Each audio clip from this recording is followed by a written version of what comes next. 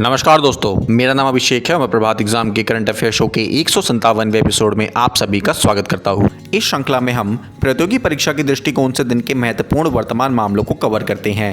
हम विभिन्न समाचार पत्रों और वेब पोर्टलों से महत्वपूर्ण समाचारों को कवर करते हैं। इस करंट अफेयर शो को देखने के बाद आपको किसी भी न्यूज पोर्टल पर जाने की या न्यूज़पेपर पढ़ने की आवश्यकता नहीं है।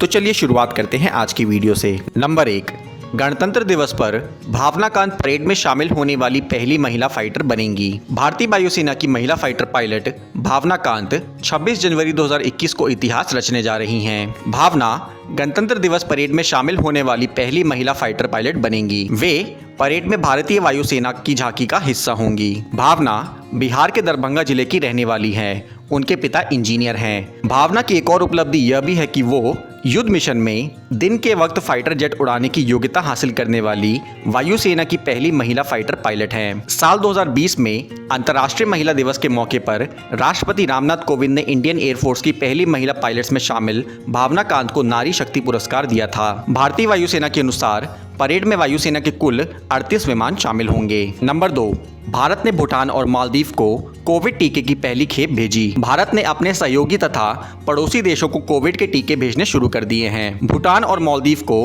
कल मैत्री पहल के तहत कोविड टीकों की खेप भेजी गई। विदेश मंत्री डॉक्टर सुब्रमण्यम जयशंकर ने कहा कि वैक्सीन मैत्री की शुरुआत हो चुकी है। भूटान के विदेश मंत्री ने 1.5 लाख कोविशील्ड के टीके भेजने और कोविड के खिलाफ लड़ाई में उनकी मदद करने के लिए भारत का आभार जताया। मालदीव के विदेश मंत्री ने कहा कि उन्हें भारत के सीरम इंस्टीट्यूट से 1 लाख कोविशील्ड के टीके मिलने से बहुत खुशी हुई है। उन्होंने कहा कि भारत संकट की हर घड़ी में हमेशा एक मित्र की तरह मालदीव के साथ मजबूती से खड़ा रहा है। भारतीय विदेश मंत्रालय की ओर से एक जारी बयान में कहा गया था कि देश में बने कोविड के टीकों के लिए भारत को भूटान, मालदीव, बांग्लादेश, नेपाल, म्यांमार और सेशेल्स जैसे पड़ोसी देशों से अनुरोध मिले हैं। नंबर 3, देश के 6 राज्यों में हुई बर्ड फ्लू की पुष्टि। सरकार ने पुष्टि की कि देश के 6 राज्यों में मुर्गियों में एवियन फ्लू या बर्ड फ्लू की पुष्टि हुई है। इनमें केरल, हरियाणा, मध्य प्रदेश, महाराष्ट्र, छत्तीसगढ़ और पंजाब शामिल हैं। 10 राज्यों में कौवों, जंगली पक्षियों तथा प्रवासी पक्षियों में भी बर्ड फ्लू की पुष्टि हुई है। ये राज्य हैं मध्य प्रदेश,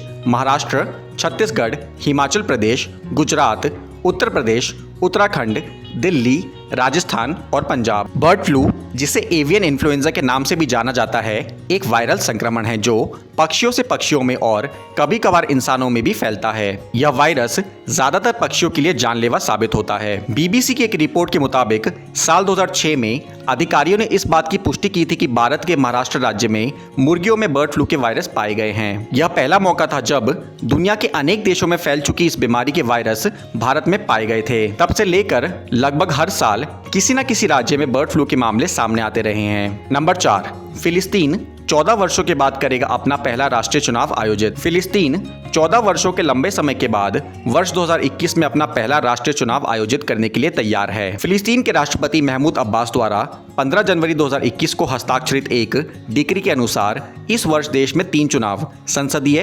राष्ट्रपति और राष्ट्रीय परिषद के चुनाव कराए जाएंगे। फिलिस्तीनी राष्ट्रपति ने चुनाव समिति सहित देश के सभी राज्यों के सभी शहरों में लोकतांत्रिक चुनाव प्रक्रिया शुरू करने का निर्देश दिया है। फिलिस्तीन दुनिया का एक ऐसा राज्य क्षेत्र है जो लेबनान और मिस्र के बीच था। इस क्षेत्र के अधिकांश हिस्से पर इजराइल के राज्य की स्थापना की गई है। 1948 से पहले सभी क्षेत्र फिलिस्तीन कहलाता था, लेकिन बाद में अंग्रेजों और फ्रांसीसियों ने इस पर कब्जा कर लिया।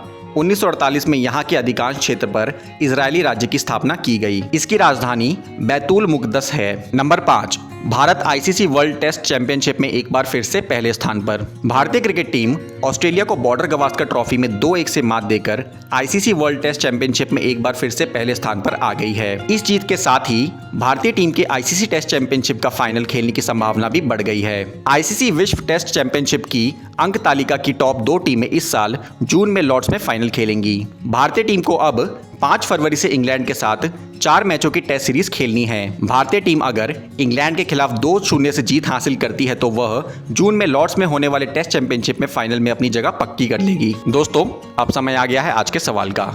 सवाल है कि निम्न में से कौन सा भारतीय विकेटकीपर बल्लेबाज सबसे कम 27 पारियों में 1000 रन बनाने वाला पहला भारतीय बल्लेबाज बन गया है? आपके ऑप्शंस हैं दिनेश कार्तिक, ऋषभ पंत, महेंद्र सिंह धोनी या रिद्धिमान साहा? आप अपने जवाब हमें नीचे दिए कमेंट सेक्शन में बताएं। हम इस पर कल की वीडियो में चर्चा करेंगे। दोस्तों, कल की वीडियो में हमने आपसे पूछा था कि इनमें से कौन सी उपाधि सुभाष चंद्र बोस के नाम के साथ नहीं जोड़ी जाती है। दोस्तों, इसका सही उत्तर है option D, home rule league के संस्थापक। आप में से इनको बधाई जिन्हें सही जवाब मिले।